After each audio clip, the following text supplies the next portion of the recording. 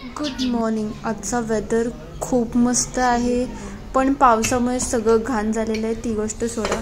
Meanwhile इकडे मी ब्रेकफास्टसाठी वाटाणे उकडणार होते आणि बीटरूट खाणार होते त्याच्याबरोबर. पण हे सगळं करता करताच, कारण की थोडे कच्चे राहिलेले, आणि हे सगळं करता करता समजलं लाईटसुद्धा गेली आणि पाऊस सुरू झाला होता. खतरनाक पाऊस सुरू होता, म्हणजे विचार नाही करू शकत असा आवाज.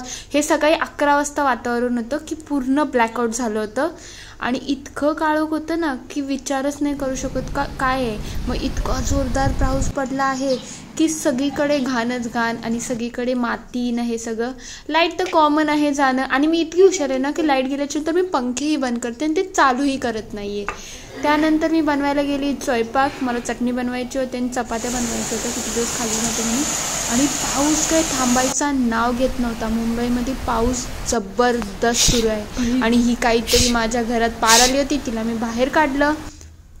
संध्याकाळी म्हणजे उद्याची तयारी म्हणून मी मनुको भिजवलेली आणि त्याच्याच बरोबर हे सब्जा आहे ते सुद्धा ठेवलं होतं. आणि उद्या प्रोटीन इंटेकसाठी मी केलं होतं चण्यांना उद्या उकडून भाजी बनवूया. आणि this is me. Thank you for watching. बघूया उद्या काय होतं.